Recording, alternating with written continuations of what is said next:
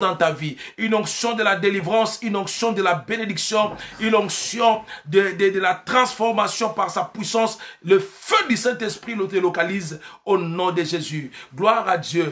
Bien-aimés, nous louons Dieu, nous bénissons Dieu pour sa grâce et pour son amour. Nous bénissons Dieu pour la force qu'il est en train de vous donner, pour la force qu'il est en train de nous donner. Ça va faire quelques jours que le monde est en train de bouger. Nous bénissons Dieu parce que ta foi, ma foi n'a pas bougé. Gloire au Seigneur. Parce que la Bible dit, lorsque le Fils de l'homme reviendra, trouvera-t-il la foi sur la terre?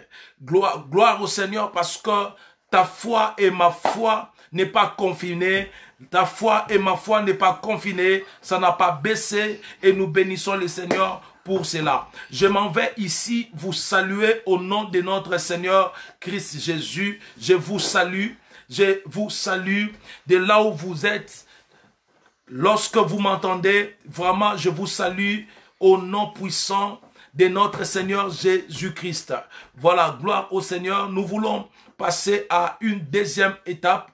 Nous voulons passer à une deuxième étape, comme nous rappelons aux bien-aimés, le culte pour que cela soit culte, parce que les cultes veut dire rendre honneur à Dieu. Les cultes veut dire honorer l'Éternel, tourner autour de lui, l'honorer et l'élever. Or, dans les cultes, nous avons la prière, nous avons la parole de Dieu et nous avons les sacrifices, les offrandes à Dieu. Nous élevons tout cela et c'est ce qui fait les cultes. Il n'y a pas culte sans adoration, il n'y a pas culte sans prière, il n'y a pas culte sans parole de Dieu, il n'y a pas culte sans offrande. Gloire au Seigneur. Nous bénissons sa sacrifice, bien sûr. Nous bénissons le Seigneur pour votre présence et nous bénissons Dieu de pour tout ce que vous êtes en train de faire. Nous voulons continuer notre enseignement. Bien-aimés dans le Seigneur, cet enseignement est hyper important. Il y a certaines personnes qui l'ont déjà entendu, mais la Bible, les Français disent que la répétition est la mère de la science. C'est important que nous puissions aussi rappeler ces choses. Les enfants de Dieu doivent comprendre, avoir la révélation. Comme j'avais dit, que nous devons avoir la révélation du temps. Alléluia. Comme les fils d'Isaac, ils savaient discerner à quel temps nous sommes. Gloire à Dieu. Gloire à Dieu. Un enfant de Dieu doit discerner à quel temps nous sommes. Ça, c'est important. C'est important pour tous les enfants de Dieu. Nous bénissons Dieu. Nous bénissons Dieu. Voilà, nous voulons continuer notre message. Nous avons dit la dernière fois. Nous avons dit la dernière fois qu'il y a au moins 13 événements majeurs qu'il faut surveiller. Il y a certains événements que nous allons le voir arriver avant l'enlèvement, mais il y a certains événements qui vont se passer après l'enlèvement. Gloire au Seigneur, merci. Voilà. Il y a certains événements que nous allons vivre cela. Nous n'allons pas vivre cela parce que ça va se faire après l'enlèvement. Ils vont se faire avant l'enlèvement. Nous avons parlé de déplacement de la capitale d'Israël pour Jérusalem. Ça, c'est l'un des signes importants. Et lorsque nous voyons que le monde est en train de soupirer, il y a Trump qui a donné les injonctions qu'il faut que la capitale, il faut que l'ambassade des États-Unis puisse aller à Jérusalem parce qu'il reconnaît Jérusalem comme la capitale d'Israël. C'est un signe qui ne trompe pas. C'est un signe qui nous montre que le Seigneur revient bientôt. Nous avons parlé de la construction du dernier temple à Jérusalem. Et nous avons dit qu'il y a déjà quelque chose qu'on appelle l'Institut du Temple qui a déjà préparé tous les ustensiles. Actuellement, tous les ustensiles sont déjà là. Ils sont prêts. Ils n'attendent que les coups d'envoi pour la construction du temple. Nous avons parlé de l'apostasie où nous avons expliqué, nous avons donné les signes majeurs, les signes politiques, les signes naturels, où nous avons parlé des pestes, des épidémies, nous avons parlé des signes politiques, où nous avons vu comment la bête va faire alliance avec le New Age. Nous avons tout expliqué et après cela, comme nous avons dit, l'apostasie, c'est l'abandon de la vraie foi. l'abandon de la vraie foi. Et voilà pourquoi il faut beaucoup prier pour que tu n'abandonnes pas la vraie foi. Et après l'apostasie, viendra maintenant ce qu'on appelle l'enlèvement de l'église. Et ce n'est qu'après l'enlèvement de l'église où il y aura la grande tribulation. Et d'autres événements qui vont venir après, nous aurons le temps de vous enseigner cela. Mais maintenant, nous voulons parler de l'enlèvement. Comme vous avez bien lu, le thème de ce matin, nous voulons parler de l'enlèvement. Gloire au Seigneur. Avant même que je continue, un jour, bien aimé dans le Seigneur, j'ai rencontré un frère. J'ai rencontré un frère que j'étais en train de prêcher la parole. Je voulais gagner ses frères à Christ. Et lorsque je commençais à l'expliquer, j'ai dit, tu dois recevoir Christ, sinon tu ne vas pas être enlevé. Et le frère me dit, qu'est-ce que tu penses? Le jour de l'enlèvement, nous tous, nous allons nous accrocher. Même si le Seigneur ne veut pas nous prendre, nous allons nous accrocher. J'ai rigolé, j'ai dit, mon frère, comment l'enlèvement va se faire? Bien aimé dans le Seigneur, beaucoup de gens ont reçu Christ dans leur vie. Beaucoup de gens connaissent le Seigneur dans leur vie. Mais ils ne connaissent pas l'aboutissement des choses. Comment l'enlèvement va se faire? Voici à présent comment l'enlèvement va se faire. Le thème de ce matin, c'est l'enlèvement de l'église. Quand et comment? Voilà. Nous allons vous proposer dans un premier temps 2 portions des Écritures où nous allons développer cela. Je suis dans le livre de Matthieu, l'évangile selon Matthieu. Gloire au Seigneur. N'hésitez pas de dire à vos enfants à la maison que nous sommes au culte. Nous sommes au culte et que le culte doit être respecté. Gloire au Seigneur. Merci. La Bible dit ceci. Je vais commencer par le verset 3. Je suis dans Matthieu 24. Si nous sommes là, nous pouvons écrire Matthieu 24. Je commence par le 3e verset. Ça, c'est la première lecture. Je m'en vais avant même que je puisse lire, vous donner déjà la 2e lecture. La 2e lecture sera dans 1 Thessaloniciens chapitre 4, verset 16 et le verset 17. 1 Thessaloniciens chapitre 4, verset 16 et le verset 17. Si les gens peuvent écrire le verset dans les directs centrales ici de Cité des Merveilles, ça sera quelque chose de bien. Voilà. Matthieu chapitre 24, verset 3. Je vais commencer. Il s'assit sur le mont des Oliviers. Les disciples vinrent en privé lui poser cette question. Dites-nous, quand cela arrivera-t-il? Et quel sera le signe de ton retour et de la fin du monde? Voyez-vous, dans d'autres versions, il est dit quel sera le signe de ton avènement. Et j'avais dit que lorsqu'on parle des avènements, ça veut simplement dire les événements du temps de la fin et plus précisément Jésus. Et les disciples étaient préoccupés. Oh, bien-aimés, est-ce que les chrétiens du XXe siècle sont préoccupés pour savoir où est-ce qu'ils iront après leur mort? Ils sont préoccupés pour savoir où est-ce qu'ils iront lorsqu'ils viennent à l'église. Il y en a qui viennent à l'église que pour le mariage. Il y en a qui viennent à l'église que pour la bénédiction, qui n'est pas aussi mauvais, qui est notre droit de naissance, de la nouvelle naissance. Mais la préoccupation première d'un enfant de Dieu, c'est l'enlèvement de l'église. Voyez-vous, mon Dieu. Voilà. Gloire, excusez-moi, l'enfant a touché et gloire au Seigneur. Merci.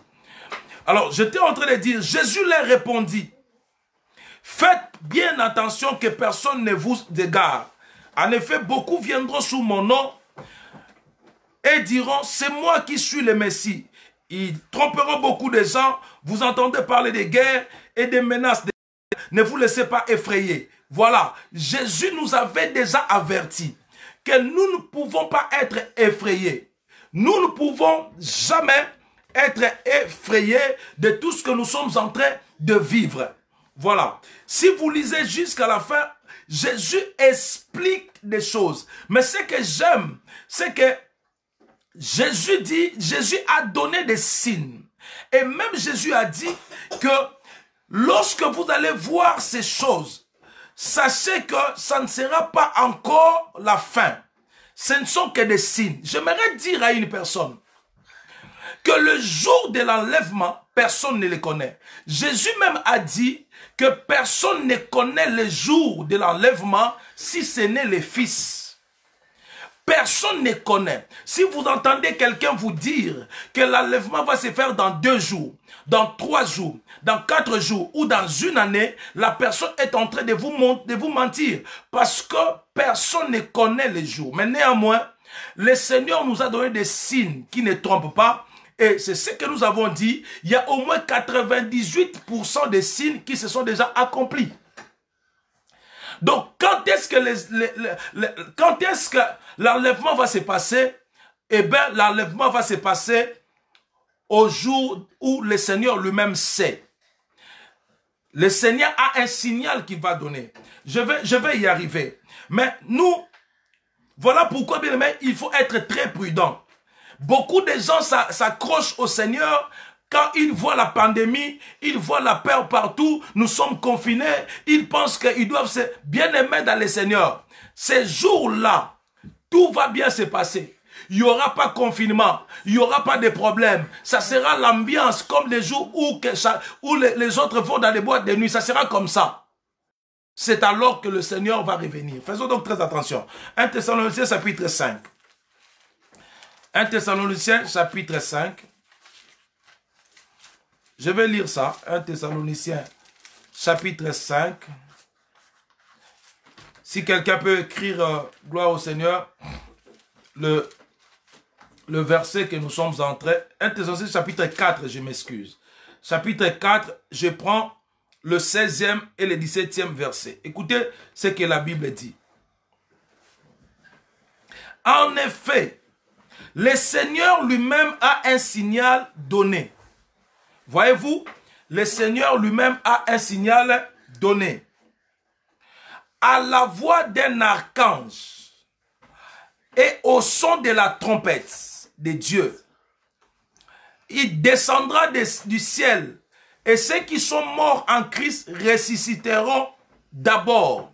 Dans d'autres versions, il est dit ressusciteront premièrement. Amen, amen, amen. Est-ce qu'il y a quelqu'un qui est en train de me suivre? Si vous me suivez, likez ou écrivez amen. Et ceux qui sont morts en Christ ressusciteront d'abord. Ensuite, nous qui serons encore en vie, nous serons tous ensemble enlevés avec eux sur des nuées à la rencontre du Seigneur dans les airs. Ainsi, nous serons toujours avec le Seigneur. Le verset 18 dit, encouragez-vous donc les uns les autres par ces paroles. Voilà, je suis en train d'encourager mes bien-aimés par ces paroles également. Amen, amen, amen, amen. Gloire au Seigneur. Nous sommes en train de parler de l'enlèvement de l'Église. Lorsque la Bible parle de l'enlèvement, il s'agit des événements du temps de la fin, comme j'avais dit. Mais il y a 2 phases du retour de Jésus-Christ. Je l'avais dit et je suis en train de répéter cela. Il y a 2 phases du retour de Jésus-Christ. La première phase, c'est ce qu'on appelle l'enlèvement de l'Église, l'enlèvement des saints. L'enlèvement des saints se fera pourquoi?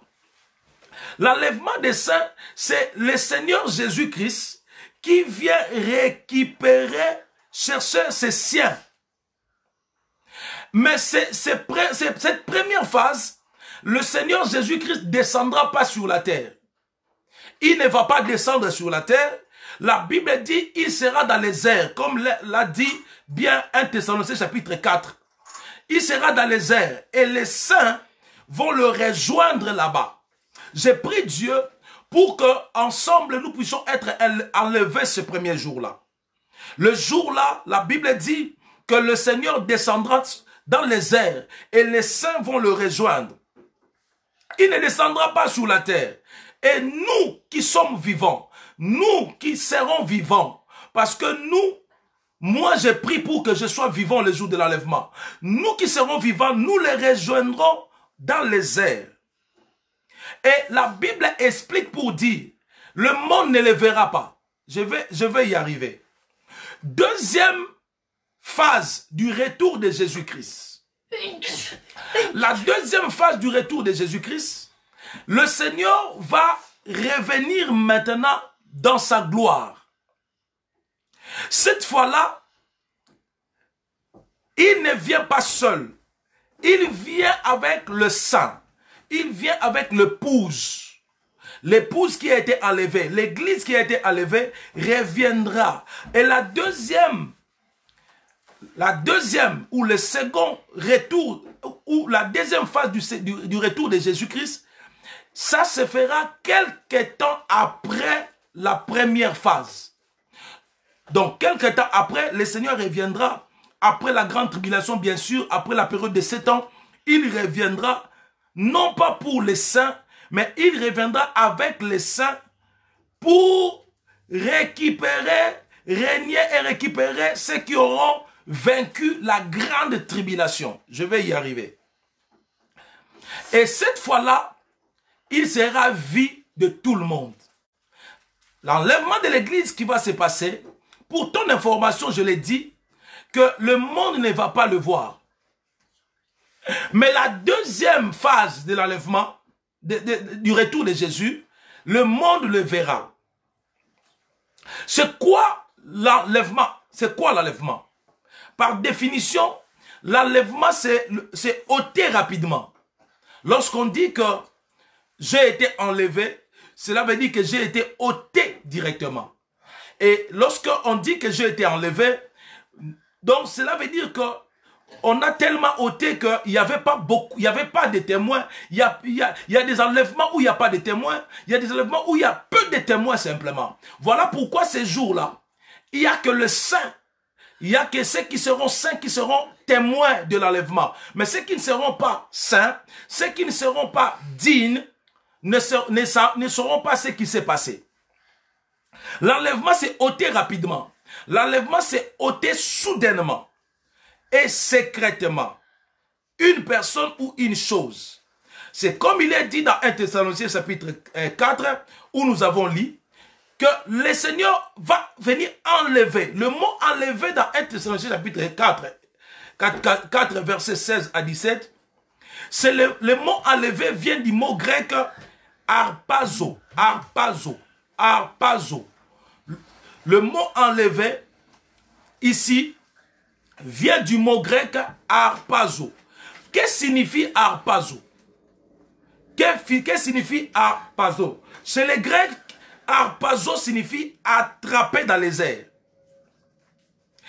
Harpazo signifie tirer dans les airs. Tirer. Harpazo signifie prendre par prendre. Ça peut être par la force, mais c'est prendre. C'est ce qui veut dire harpazo.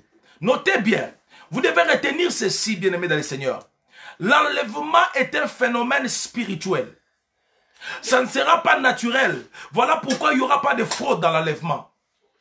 Parce que ça sera d'une manière spirituelle. Si je peux expliquer l'enlèvement, je vais parler de l'enlèvement comme un transfert. Un transfert de ce monde à un autre monde. Beaucoup de gens seront transférés. Mais pour que tu sois transféré, il y a un mécanisme de transfert. Ce mécanisme de transfert s'appelle la conversion. Vous comprenez déjà que ne peut être enlevé que la personne qui s'est totalement convertie. La personne qui a cru au Seigneur et qui a changé son mode de vie. Qui a cru au Seigneur et qui vit conformément à la parole de Dieu. Qui a pris la nature de Dieu. La nature de Dieu. Je vais en parler. Je parle maintenant de le point 2, les caractères de l'enlèvement. Les caractères de l'enlèvement. Le premier caractère de l'enlèvement, c'est ce qu'on appelle la soudaineté. Vous avez entendu quand j'ai donné la définition de l'enlèvement. L'enlèvement, c'est ôter soudainement. Première caractéristique de l'enlèvement, c'est la soudaineté. Donc, le Seigneur reviendra brusquement. Bien-aimé dans le Seigneur, lorsque beaucoup de gens parlent de l'enlèvement à ces temps-ci, que nous sommes confinés, non, l'enlèvement ne se fera pas quand nous serons confinés. L'enlèvement ne sera pas quand nous serons confinés. L'enlèvement ne se fera pas quand il y aura des maladies partout, les gens ont peur. La Bible dit que le Seigneur viendra comme un voleur. Il viendra comme un voleur.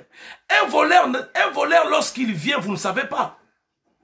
C'est comme ça. Voilà pourquoi les choses que le Seigneur est en train de permettre maintenant, c'est pour que nous puissions nous remettre en cause, pour nous préparer. Le problème, ce n'est pas avoir l'information sur l'enlèvement, mais le problème, c'est que est-ce que tu te prépares pour l'enlèvement? Est-ce que je me prépare pour l'enlèvement? L'enlèvement ne se fera pas maintenant. Non, parce que tout le monde a peur. Tout le monde commence à se préparer. Tout le monde... Mais tu ne peux pas aller en boîte de nuit parce que la boîte de nuit est fermée. La boîte de nuit est fermée, tu ne peux pas aller. Alors tu t'es fait enfant de Dieu. Tu commences à suivre les directs parce que tu as peur. Ça ne se fera pas comme ça. Ça se fera lorsque tout le monde sera dans la distraction. Bien-aimés, préparons-nous. Après ces événements, ne sois plus dans la distraction. Parce que ces événements annoncent l'enlèvement de l'église. Mais ce n'est pas le temps de l'enlèvement. Le Seigneur viendra comme un voleur, où beaucoup de gens ne vont pas s'attendre. Voilà pourquoi il faut veiller. Il faut veiller comme le vierge sage. Ils étaient en train de veiller parce qu'ils savaient que l'époux va venir. Mais les vierges folles ne veillaient pas. Voilà pourquoi à la dernière minute, ils ont manqué l'huile. Deuxième caractéristique. Deuxième caractéristique de l'enlèvement. La rapidité. Deuxième caractéristique de l'enlèvement, la rapidité. Adonai, alléluia. Bien-aimé dans le Seigneur, comment va se faire l'enlèvement? L'enlèvement va se faire d'une manière très rapide. La Bible dit en un clin d'œil. Alléluia. Pour bien comprendre cela, tu peux faire le clin d'œil. Le clin d'œil. Tu fermes l'œil, tu ouvres l'œil. Le clin d'œil, c'est quelques poussières de secondes. Lorsque la Bible dit en un clin d'œil, ça ne sera même pas en une minute. Parce qu'une minute, c'est 60 secondes. Mais le clin d'œil, c'est moins d'une seconde. Je ne sais pas si vous comprenez ces choses. L'enlèvement va se faire d'une rapidité extrême. Bien aimé, il y aura des événements qui vont se faire. Premier événement, la résurrection des morts. La Bible dit, les morts en Christ ressusciteront premièrement. Oh mon Dieu, je bénis Dieu. Et tous ceux qui sont morts, tous ceux qui nous ont précédés, ceux qui avaient la nature de Christ, cela veut dire ceux qui avaient reçu Christ comme leur Seigneur et leur Sauveur. La Bible dit, ils ressusciteront premièrement. Donc, voyez-vous, la Bible dit que les morts seront ressuscités, premièrement. Et deuxièmement, nous les vivants. Mais lorsque nous allons monter dans les airs, nous allons prendre un autre corps. Alléluia. Nous allons nous revêtir d'un autre corps. Parce que ce corps est corruptible. Le Seigneur va nous revêtir d'un corps incorruptible. Voyez-vous, voilà pourquoi beaucoup de gens, quand ils entendent les gens dire que on m'a dit que j'ai vu dans les songes, parce que j'ai mis le mèche, je ne peux pas aller au ciel. Non, non, non, non, non, non. Le mèche, c'est dans le corps, ce n'est pas dans l'esprit. Ces jours-là, le corps ici qui porte des mèches resteront. Ces jours de l'enlèvement, nous allons revêtir un corps incorruptible. Voyez-vous, il y a beaucoup de mensonges parce que beaucoup de gens ne connaissent pas la parole de Dieu. Nous allons avoir un autre corps ces jours-là. Nous allons nous revêtir d'un autre corps. Et ce corps-là, voilà, mais je vais ouvrir une parenthèse. Vous qui mettez les cabellos peuvent vous amener les envoûtements. Mais les cabellos ne peut pas empêcher quelqu'un d'aller au ciel le jour de l'enlèvement. Alléluia. Donc, je veux dire par là, nous allons porter un autre corps ces jours-là. Ça, c'est le deuxième événement de la rapidité extrême. Donc, la résurrection des morts, le revêtement des nouveaux corps incorruptibles, tout ceci se fera en un clin d'œil. Vous voyez la rapidité, en un clin d'œil, les morts en Christ sont ressuscités premièrement, et deuxièmement, donc quand ça va se faire, le mort en Christ vont directement, et nous portons notre corps, et nous allons directement. Ça sera d'une rapidité extrême. Oh Adonai. Ça sera l'événement le plus rapide que le monde n'a jamais connu. Quelques poussières de secondes, il n'y aura pas le temps de chercher l'huile. Il n'y aura pas le temps si tu es à bord d'une voiture, tu n'auras même pas le temps de descendre dans la voiture. Tu es dans l'avion, tu n'auras pas le temps de descendre dans l'avion. Ces jours-là, ça sera le jour très catastrophique. Ça sera catastrophe, il y aura des accidents dans le monde. Parce que imagine-toi, le conducteur, le chauffeur, il avait la nature de Jésus. Il a reçu Jésus-Christ et il est enlevé. Mais il avait à bord de son bus 70 personnes. Tous les 70 personnes sont restées. Il y aura des accidents. Ce sera un événement hors norme. Alléluia. Alléluia. Ça sera un événement hors norme. Ce jour de l'enlèvement, il y aura des cris et des pleurs partout. Des cris et des pleurs partout dans le monde. Partout dans le monde. Parce qu'il y aura des accidents, il y aura des problèmes sérieux. Parce que ça se fera comme ça. Il n'y aura même pas un temps pour te repentir. Il n'y aura pas un temps pour se repentir. Mon frère, ma soeur. Mon frère, ma soeur.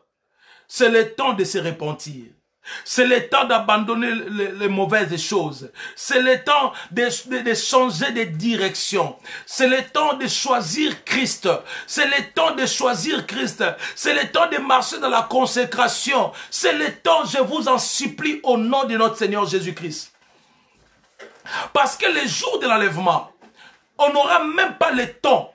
Nous n'aurons pas le temps de nous convertir. Nous n'aurons pas le temps de nous repentir. On n'aura même pas le temps de confesser le péché. Nous n'aurons même pas le temps de prier. Je me rappelle une fois, j'étais très malade. Gloire au Seigneur. J'étais très malade, j'étais à l'hôpital. Ces jours-là, c'était le premier jour où j'avais vu la mort. Je vais même dire, j'étais pratiquement mort. Ces jours-là, je sentais que je descendais dans le séjour de mort. Et j'ai commencé à confesser mes péchés. J'ai dit, Seigneur, pardonne-moi. Seigneur, aie pitié de moi. Je me rappelle, c'était dans les années 85 ou 80, je ne sais pas encore. Mais j'étais encore trop jeune. Et j'ai commencé à confesser mes péchés. C'était le premier jour dans ma vie où j'ai entendu Dieu me parler. Que tu ne mourras pas encore parce que je vais faire avec toi beaucoup de choses. Bien aimé.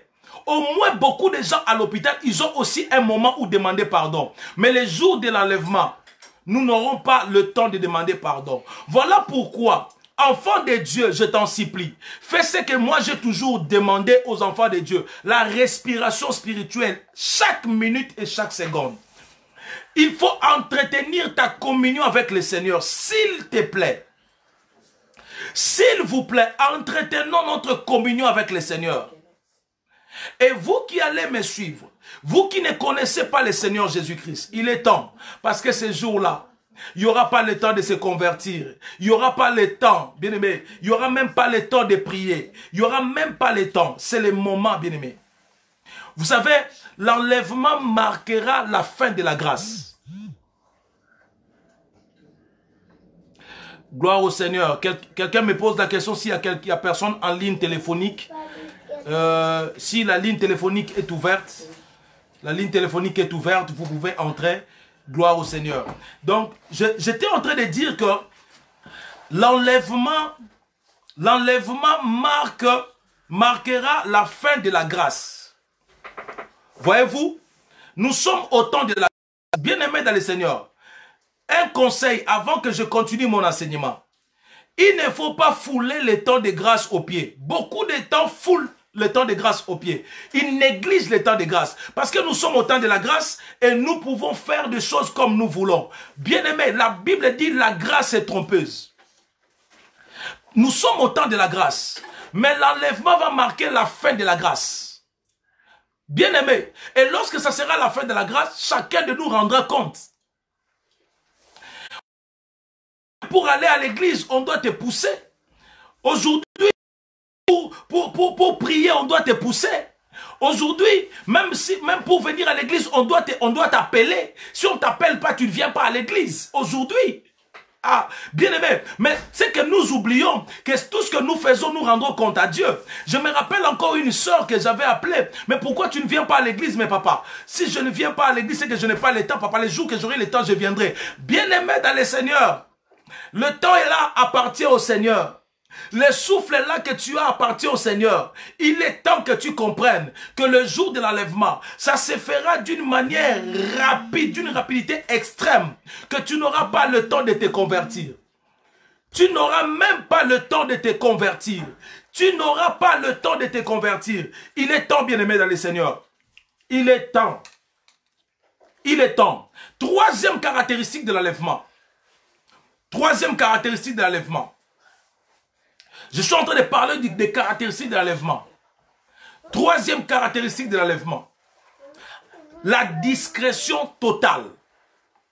Bien-aimé, l'enlèvement va se faire dans une discrétion totale. Beaucoup de gens ne sauront pas qu'il y aura l'enlèvement. Ça sera de manière discrète, sous un silence absolu. Ça ne se fera pas qu'avec le bruit. Lorsque vous entendez que ça sera au son d'une trompette. Cette trompette, ce n'est pas le monde qui va l'écouter. Nous regardons dans des films où j'ai regardé un film où on a entendu la trompette sonner. Et les gens commençaient à être enlevés. Non, non, ça c'est une erreur doctrinale. Les gens qui vont entendre le son de la trompette, ça sera seulement l'épouse. C'est seulement l'épouse du Seigneur. C'est seulement les saints. C'est seulement les gens qui vont être enlevés. Et les morts qui vont être ressuscités, qui entendront la trompette. Mais le monde ne va pas entendre cette trompette. Alléluia. Le monde ne va pas entendre cette trompette. Mais le monde va seulement remarquer la disparition. Dis avec moi disparition. Dis avec moi disparition. Dis avec moi disparition. Disparition. Disparition. Le monde va remarquer simplement la disparition. Parce que ces jours-là, les gens vont commencer à se chercher. Le père va commencer à chercher les enfants. Les enfants vont chercher leurs parents. L'église, les fidèles vont chercher les pasteurs. Il y a d'autres pasteurs aussi qui chercheront les fidèles. Les patrons vont chercher l'employé. Ces jours-là, la Bible dit que 2 femmes seront dans les champs, l'une sera enlevée et l'autre va rester. Il y a le couple qui seront en train de dormir, l'une part et l'autre reste. Ça sera d'une discrétion totale. Mais après cette disparition, le monde va bouger. Parce qu'il y aura des plaintes. Il y aura des plaintes partout dans la police. Il y aura des plaintes partout. Et le gouvernement du monde ne va pas comprendre ces choses. Ils vont expliquer ces choses à leur manière. Mais ça sera trop tard. Parce que, bien aimé, pour info, avant même que je continue, après l'enlèvement de l'église, l'église va continuer. Les carrefours vont continuer. L'entreprise que tu travailles continuera. Ça va continuer. Je vais parler je vais expliquer ça quand je parlerai comment va se passer l'enlèvement. Je suis en train de parler de la discrétion totale. Ça se fera comme ça. Gloire au Seigneur. Et même avec ces fuseaux horaires, les uns seront dans la nuit, les autres seront dans la journée. C'est comme aux États-Unis, nous sommes en train de parler, aux États-Unis, dans certaines villes, les gens dorment encore. Mais nous, nous sommes réveillés, nous sommes à 11 heures, je pense. Ça se fera comme ça. Avec le fuseau horaire, d'autres personnes seront en train de dormir, l'enlèvement arrive. D'autres personnes seront en train de travailler ou de télétravailler, je ne sais pas, alléluia. Et ils seront enlevés. Ça sera comme ça. Gloire au Seigneur. Voilà pourquoi les conseils que je peux donner, c'est que nous puissions être comme de vierges sages. Le vierge sage qui ne manquait pas l'huile, qui était toujours prêt, parce qu'il savait que l'époux va revenir. Je vais expliquer un peu l'enlèvement, comment va se passer de manière claire. Beaucoup d'entre nous connaissent ce qu'on appelle l'aimant. Beaucoup connaissent l'aimant. L'aimant attire le fer. Lorsque quelqu'un a l'aimant attire seulement le fer. En fait, pourquoi le fer? Parce que le fer a la même nature que l'aimant. Si vous prenez l'aimant, vous mettez d'autres choses précieuses, même plus chères que le fer, l'aimant ne prendra pas ces choses-là. L'aimant ne prendra que le fer. Cela veut dire quoi? L'enlèvement ne tiendra pas compte de ta beauté. L'enlèvement ne tiendra pas compte de ton argent. L'enlèvement tiendra compte de ta nature. L'aimant, lorsque vous éparpillez de fer,